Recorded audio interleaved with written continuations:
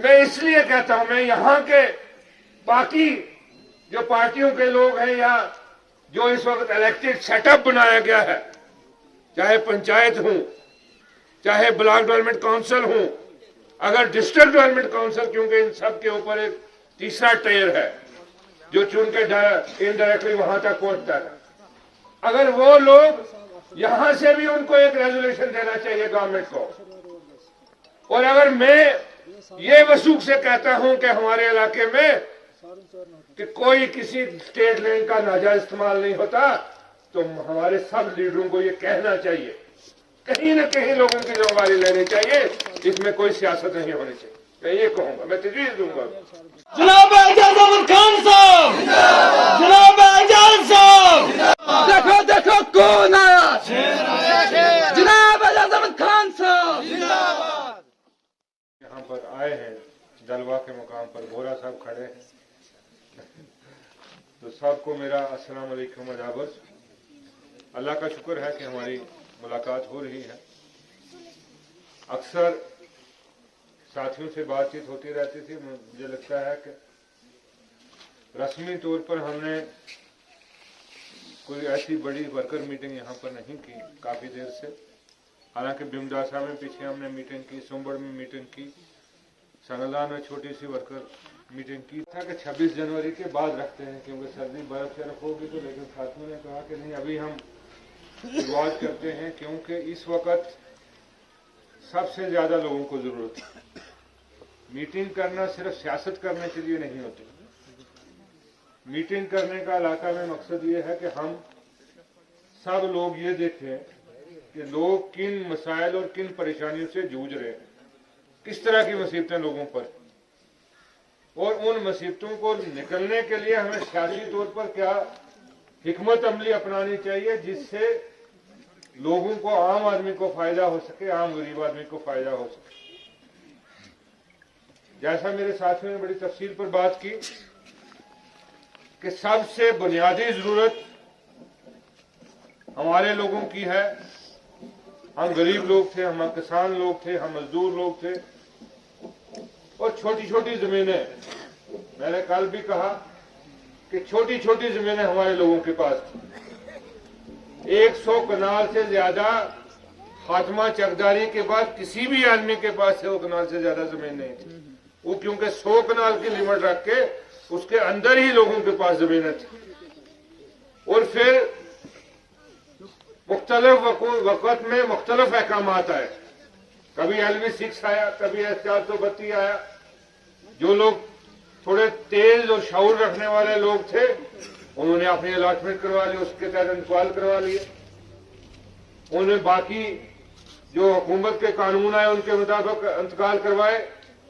लेकिन बहुत से लोग ऐसे थे जो रह गए और जिनके इंतकाल नहीं हो सके। लेकिन अब जब सरकार या जो भी लोग हैं, जिन लोगों ने हाई कोर्ट के अंदर अपील की, जब वो कहते हैं कि यहां पर स्टेट लैंड के लोग इंक्रोचमेंट कर रहे हैं, मैं उन लोगों को कहूंगा कम से कम गांव के अंदर आके देखें। यहां पर किसी किस्म की इंक्रोचमेंट लोग कर नहीं रहे, बल्कि उनकी 3-3, 4-4 पीढ़ियों से जो जमीन काश्त हो रही थी, उस जमीन को वो बहाल आबाद किए हुए हैं। इतनी सी बात, और उसी से वो अपना गुजर बसर जो है वो चलाते हैं, चाहे माल मवेशी का गुजर बसर हो और उसके जरिए अपना गुजर बसर। इसलिए किसी वक्त में कहा जाता था, मैं कहूंगा उस कानून के लोगों को, उन इल्म रखने वाले लोगों को, कि कम से कम एक ऐसा नजरिया हर जिला के अंदर जाके देखना चाहिए कि कहां पर लोग जमीन सरकारी को नाजायज इस्तेमाल करते हैं और कहां पर जायज इस्तेमाल किया जाता है उसका। अगर आज मेरा कोई काश्तकार उस जमीन में फसल उगाता है तो वो फसल उगाना कहां से नाजायज हो गया? मुझे कम से कम मेरी समझ में ये चीज आने से कहा था। अगर आप किसी चीज को लागू करने में हमारी सरकार नाकाम रही, वो उस वक्त के रेवेन्यू ऑफिसर का काम था कि S-432 का फायदा, LBC का फायदा या बाकी जितने कानून हैं उनका फायदा लोगों को देते। अगर लोगों को उसका फायदा नहीं मिला तो आज उनको बेदखल करने का हमारा कोई अख्तियार नहीं बनता। कानून लोगों के फायदे के लिए होते हैं, कानून कभी लोगों को नुकसान पहुंचाने के लिए जमहूरियत में नहीं होते। अदालत के फैसले लोगों को फायदे के लिए होते हैं।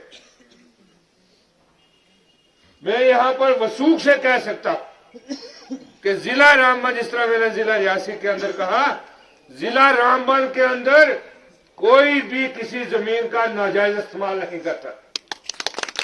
यहां पर किसी ने अपना छोटा सा घर बनाया होगा, यहां पर किसी ने अपना माल मवेशी के लिए चारा उससे लेते होंगे, यहां पर आज फसल उगाते। मैं इस हुकूमत के लोगों से कहना चाहता हूं कि कम से कम आपने इस फैसले को दोबारा देखें। जो कानून किसी एक कोने में लगता हो, वहां उसका अगर फायदा सरकार को पहुंच रहा हो, जरूरी नहीं कि यहां पर भी लोगों को उसका फायदा पहुंच सकता। आप किसी ने नाजायज जमीनें अगर ली है, जो जमीनों का नाजायज इस्तेमाल कर रहे हैं, तो आप उसके लिए एक अहकाम जारी करें। लेकिन जो जायज ले रहे हैं उनके लिए तो कोई अहकाम जारी करे, ताकि ये लोग भी समझे। आज मैं देखता हूं, मैं इलाके के अंदर लोगों के बीच में जाके देखते, किसी आदमी के पास सिर्फ वही मालिक सरकार जमीन 5 या 10 कनाल होती, उसको कागज बनाना मुश्किल होता है। उसको अगर अपना डोमिसाइल बनाना, उसको ओबीसी सर्टिफिकेट बनाना, उसको आरबीए बनाना, आज तो आपने इतनी ज्यादा फॉर्मेलिटी कर दी है कि अगर किसी को पेंशन अपनी जिंदा रखनी है, पेंशन बहाल रखनी है, उसके लिए कागजों की भी एक फरिश्त लगानी है। तो जब आप इन लोगों को उस जमीनों से बददखल कर रहे हैं, तो ये वो पेंशन कहां से हासिल करेंगे? इनका वहां पर बिजली का बिल कर कोई नहीं लेगा जिस मकान से इनको बेदखल किया जा चुका होगा। इनका कोई पानी का कनेक्शन नहीं निकालेगा। आप किस जिंदगी की तरफ इन लोगों को ले जाने की कोशिश कर रहे हैं? मैं इसकी, हमारी पार्टी और मैं सरासर इसकी मजामत करते हैं। और हमने कल डिस्ट्रिक्ट गवर्नमेंट काउंसिल रियासी में जबरदस्त किस्म का स्टैंड लिया। किसी पार्टी को मदद हम हमारा हमेशा माना, मैंने कहा अपने साथियों से, सियासत हम इलेक्शन के वक्त करेंगे। जब election commission of India election announce करेगा, सब सियासत में कूदेंगे। लेकिन अगर आज हमारे, इसलिए मैं पार्टी के तौर पे कहता हूं अपने साथियों से, आप कभी खामोश मत बैठे। अगर आपको लगे कि किसी गरीब का मकान का नुकसान हो रहा है, इकट्ठे हो जाओ, वहां पर एहतियाज करो, पूरा मन प्रोटेस्ट करो। कोई अगर आपको छेड़ेगा तो हम यहां पर बैठे हुए। क्यों किसी ने गरीब का मकान का गिराने का तमाशा और वीडियो बनाते हुए हम देखेंगे? क्यों किसी गरीब का नुकसान होते देखेंगे? जब हमें लगेगा कि इस पर एक नाजायज किस्म का ये हर बात इस्तेमाल किया जा रहा है, उसके लिए आवाज बनना हर पार्टी के वर्कर का एक बुनियादी फर्ज होगा। हमने इसीलिए, हम बड़े बड़े दावे कभी नहीं करते। मैं आपका नुमाइंदा 2002 में बना, हमने कोशिश की कि हर एक उस चीज तक पहुंचने की जहां से लोगों को फायदा हो सके। हमने कोशिश की, कई चीजें रह गई होंगी, मैं ये नहीं कहता कि 100% पूरी हुई होंगी। कौन सी चीजें? दुनिया में हर एक चीज कहां मुकम्मल होती है? मेरे साथी तो कहते हैं हमने बहुत किया, लेकिन मैं कहता हूं बहुत कम किया। अभी तो हमने 4 कदम ही आगे बढ़े थे, अभी तो बहुत सी चीजें हमारी अधूरी। क्या हम सिर्फ एक गूल के डिग्री कॉलेज पर मुतमिन हो जाए? हमें कल संगलदान में डिग्री कॉलेज नहीं चाहिए? क्या हमें यहां पर हाई सेकेंडरी के लिए हम मुतमिन हो जाए? क्या हम नहीं चाहते कि जो नियाबत यहां पर खुलनी चाहिए, तहसील ठठार का खुलनी चाहिए, बनिहाल में काम होने चाहिए, खड़ी में काम होने चाहिए, क्या नाम है अपना रामबन के बाकी जितने भी हिस्से हैं, जितने भी इलाके हैं, दूरदराज इलाके, रामबन सबसे बैकवर्ड डिस्ट्रिक्ट मैं ये मानता हूं। जिला रामबन अगर सर्वे गवर्नमेंट सही तरीके से करवाए मुझे लगता है 50% से लोग ज्यादा बिलो पॉवर्टी लाइन आज भी है यहाँ पर। ये तो आज जब ये प्रोजेक्ट रेलवे और नेशनल हाईवे का चल रहा है कि थोड़ी थोड़ी रोजगार लोगों को कमाना शुरू हो, वरना यहाँ जरिया माश लोगों के पास क्या है? कोई ऐसा परमानेंट जरिया नहीं है, कोई ऐसी चीजें नहीं है। उन चीजों को एक्सप्लोर करने की आगे जरूरत है। कल सावलाकोट प्रोजेक्ट हो, कल इस तरह के और छोटे छोटे प्रोजेक्ट मुख्तलिफ जगहों पर शुरू हों जिनसे लोगों का रोजगार परमानेंट जो है वो शुरू हो सके। इस तरह की हमने एक सोच दे के हम लोग पार्टी में काम करने की कोशिश कर रहे हैं। हम सिर्फ महदूद, हमने कहा कि आज के दौर में सरकार ने बिजली को सबसे महंगा कर दिया। जहां बिजली का बिल आपको 150 रुपये आता था, वहां आप 350-400 से ऊपर बिजली का बिल जाता।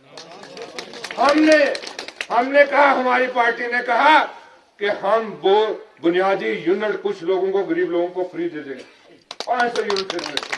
क्योंकि गरीब आदमी को अगर महीने के कम से कम 500 या 1000 रुपया देना पड़े, उसको इनकम भी तो उतनी होनी चाहिए। कहां से इनकम गरीब आदमी की हो? 8 साल से 2012-13 के बाद कोई भी सरकारी नौकरी लोगों को यहां पर नहीं मिली। के अहकाम जारी किए। मैं इसीलिए कहता कि अगर हम खड़े नहीं होंगे, हमने 2002 में एक तब्दीली लाई, सबने मिलकर इकट्ठे होकर, तो एक अच्छा वक्त देखा, 18 साल का वक्त अच्छा देखा कुछ बार। अगर हम इस वक्त एक तब्दीली नहीं लाएंगे, जिस तरह का माहौल बन रहा है, अगर यूनियन टेरिटरी के कानून हम पर लगते रहे दिल्ली से आकर, तो मुझे नहीं लगता कि आप गरीबी से कभी बाहर निकल सकोगे। आपको दिल्ली के शहरी के मुताबिक काम करना है। जो दिल्ली वाला टैक्स देता है यूनियन टेरिटरी वाला, जो चंडीगढ़ वाला यूनियन टेरिटरी वाला टैक्स देता है, वही टैक्स मांकुंड और दलवा के आदमी को भी देना है। कहां की जवाजियत? दिल्ली में एक आदमी 50,000 रुपया महीने का या लाख रुपया एक आम आदमी कमाता है। यहां का मुझे बताओ जो 5,000 से ऊपर चढ़ता है तो कौन आदमी? हम तो नरेगा के उस नाली के लिए लड़ रहे हैं जहां पर मुझे कोई साबित करके दे दे। यहां पर मेरे साथी सरपंच भी हैं, किसी आदमी को पूरे 100 दिन का रोजगार नहीं मिला होगा अभी तक। बिल्कुल नहीं मिला। जी कौन बोल रहे? जहां पर एक वक्त में इसी नरेगा के अंदर आपको 2-2, 3-3 गाड़ियां सीमेंट की पंचायत के अंदर आती थी। आज मुझे बताओ कितनी गाड़ियां सीमेंट की आ रही है? कितने लोग पक्की सड़कें बना रहे? खोदो कच्चा, कच्चा खोदते हैं, बरसात आती है बह जाता है, फिर खोदते, फिर जब बर्फ आती है फिर बह जाता है, सर्दी आती। ये वो अजूज मजूज की जंग लगी हुई। कोई चीज कंक्रीट यहां पर मैं आज बात नहीं करूंगा, लेकिन हमारे जो पिछली सरकार थी, जो उसमें एक मिनिस्टर थे, रूरल डेवलपमेंट मिनिस्टर, 2 बार आए। हम कंक्रीट काम करना चाहते हैं, गांव के अंदर एसेट बनाना चाहते हैं। आप ये छोटा प्लान अपना खत्म करो। लोगों ने खत्म किया। कौन सी एसेट बने? आपने सीमेंट बंद कर दिया, आपने सारी चीज उसी का भुगत रहे। आज गलत सोच और गलत नजरिए से जब जमहूरी सरकारें लोगों के लिए फैसला करती है, उसका भुगतान लोगों को बहुत दूर तक देखना पड़ता है। मैंने कल भी कहा, मैंने कहा रोशनी एक्ट में अगर इस वक्त की सरकार, हालांकि मैं नहीं समझता, जिस वक्त रोशनी एक्ट पास हुआ वहां पर भारतीय जनता पार्टी के एमएलए भी थे, वहां पर कांग्रेस पार्टी के एमएलए भी थे, वहां पर पीडीपी के एमएलए भी थे, वहां पर नेशनल कॉन्फ्रेंस के एमएलए भी थे। एक आदमी मुझे साबित कर दे उन एमएलए में से कि मैं इस पार्टी का था, ये गलत कानून बन रहा है इसलिए मैंने इसकी सपोर्ट नहीं की। उस वक्त तो सबने बात फाकेरा एक होके सपोर्ट की उस कानून की। जब उस दिन भारतीय जनता पार्टी वाले को ये कानून ठीक लग रहा था, पीडीपी वाले को ये कानून ठीक लग रहा था, नेशनल कॉन्फ्रेंस वाले को ये कानून ठीक लग रहा था, कांग्रेस वाले को लग रहा था, आज क्यों गलत लग रहा है? कोई वजह तो होनी चाहिए। अगर उसमें कोई कमियां हैं, अगर कोई कमियां हैं तो कमियां पूरी करो। कानून को खत्म क्यों करते? कानून तो खत्म नहीं होना चाहिए। जाते हो चिराग जलाने के लिए, कोई लेने देता आपको? कोई नहीं। इसलिए आपको ऐसा अधूरा बीच में लटका दिया कि आपको आपके अपने पेशे से भी दूर कर रहे हैं। इस चीज के लिए हमें इकट्ठा होने की जरूरत है। इन चीजों के लिए सियासत सिर्फ वोट डालने तक नहीं होती, एक जागृति लाने के लिए, एक तालीम देने के लिए होती है कि लोगों उठो। कब तक हम उस तमाशे देखते रहे? कब तक हम देखते हैं कि मन मसलो आएगी और हम पकवान खाएं? कभी नहीं। वही कौमें जिंदा रहती हैं जो लड़ना जानती, जो अपना हक हासिल करना जानती हो, वही लोग जिंदा रहते हैं। इसलिए मैं कहता हूं एक जदोजहद करने की जरूरत है। क्या हमें स्टेट नहीं चाहिए? अगर स्टेट जम्मू कश्मीर नहीं बनी, इतने जितने टैक्स और जो ये कानून रोज आते हैं, इनका सामना हम गरीब लोग कर सकेंगे? कोई आदमी मुझे बता दे। इसलिए यही चीजें हम मांग रहे हैं कि पहले उन चीजों को दुरुस्त करो, स्टेट को लाओ, यहां की असेंबली हो, यहां के अपने नुमाइंदे हो, यहां के कानून लोग अपने खुद बनाए, ताकि कम से कम लोगों के मुताबिक कानून यहां पर बने और लोगों को ये मुसीबतों से जो है वो छुटकारा मिल सके। उसके लिए हमें काम करना है सब लोगों को मिलकर। मैं यही कहता, मैं आप लोगों से जितने मेरे साथी यहां पर हैं, 18 साल के थे, आज वो 26 साल के हो गए। जो उस वक्त 35 साल के थे, आज वो ओवर एज होने वाले। आज उनकी उम्मीदें खत्म। जहां पर इस तरह का माहौल हो, वहां पर गरीब पर और बोझ पर बोझ हम डालेंगे। बिजली का बिल देंगे, पानी का बिल भी तुम दे दो, बिजली का बिल भी तुम दे दो, बिल्डिंग का टैक्स भी तुम दे दो, बिल्डिंग तुम्हारी भी कराई जाएगी, तो फिर वो सरकार के फायदे कहां से पहुंचे? आपने अगर बिजली अपनी पेंशन बाहर रखनी है तो पहले वो 13 की चेकलिस्ट देखनी है कि आपको ये कागज लेकर तहसीलदार और वहां क्या कहते हैं हेल्थ अफसर जो है बोर्ड, मेडिकल बोर्ड के सामने चक्कर लगाने, 10,000 रुपया तो उसी चक्करों में खर्च हो जाता है। फिर कब पेंशन किसी ने देखी? 2 बार जाओगे, 3 बार जाओगे, थक के घर पर बैठ जाओगे। जब हम लोगों ने नुमाइंदगी की, हमने कहा हम एडमिस इंतजामिया को लोगों के दरवाजे पर ले जाएंगे, आपकी पेंशन आपके घरों में, पंचायतों में आकर लगाएंगे, वहां पर फोटो खींचेंगे, वहां पर फॉर्म भरा गया, वहां पर मेडिकल बोर्ड हुए, वहां पर मेडिकल सर्टिफिकेट मिले, आपकी हर चीज। यहां आज जमीनों का हम बात कर रहे थे, मैंने जब यहां पर हम रेवेन्यू महकमा में देखता था, हमने बंदोबस्त गोल में शुरू किया कि लोगों के जितने जमीन के डिस्प्यूट है उसको खत्म हो जाए। 80% के करीब काम यहां पर हो गया।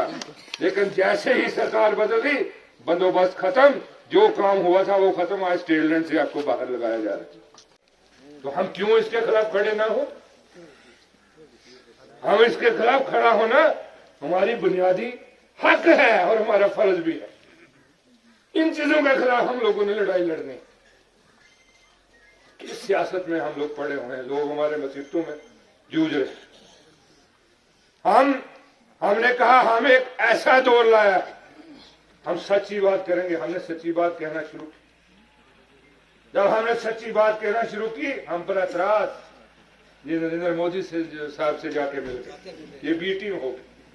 तो जब सारे आस्ता आस्ता जाने लगे, फिर बी और सी कौन सी थी अब तो बताओ ना। ए कौन सी है, बी कौन सी है, सी कौन सी है, डी कौन सी है, वो तो बताओ कौन कौन है। हमने तो ना कभी खेला उनके साथ, आप ही खेलते थे। एनडीए का हिस्सा कौन था सारी दुनिया जानती है। पहले कौन था, 2002 से पहले कौन था, 2008 के 14 के बाद कौन था, कब कब हुआ, क्या क्या हुआ, आप बताओ। हम कहां से हिसाब देंगे? सवाल हमें क्या पूछते हो? आपने कभी जवाजियत तो देनी थी कि क्यों हमने अल्हाक किया उस वक्त, क्यों एनडीए की सपोर्ट की, क्यों उस वक्त हमने उनके साथ समझौता करा, क्यों हमने कोलिशन सरकारें बनाई। कोई वजह तो देनी चाहिए थी, कोई देना चाहिए था कि ये हासिल किया और ये हासिल अगर नहीं कर पाए तो आपने इस चीज के लिए एहतजाज किया। ऐसा कुछ नहीं है, झूठ बोलने से सियासतें नहीं चलती। तो उनको जरूरतें हैं, उन जरूरतों के लिए, बुनियादी चीजों के लिए आज हमने बिजली तो दे दी, लेकिन अगर गरीब आदमी को, मेरी आधी से ज्यादा पॉपुलेशन डोकू में जाती है कि नहीं जाती? जाती है। इस रामबन जिला की मैं कहता हूं 40% लोग डोकू में जाते होंगे, शर्मा में नहीं जाते हैं। तो आपको बिजली यहां पर दे दी, वहां बिजली ये उठा के ले जाओगे क्या गांव में? वहां उठा के ले जाओगे डोक में? वहां क्या जलाओगे? केरोसिन तेल आपका बंद, मिट्टी का तेल बंद किया कि नहीं किया कि आपको बिजली दे दी? तो जो डोकू में जाएगा उसके लिए क्या इंतजाम? अगर आप बोलो कि वो जकेडा से मुझे सोलर लाइट दे दो, कहो नहीं पहले बिजली वाले से सर्टिफिकेट लाओ कि तुम्हें घर में बिजली है, अगर बिजली है तो तुम्हें सोलर लाइट सब्सिडी पे नहीं मिलेगी।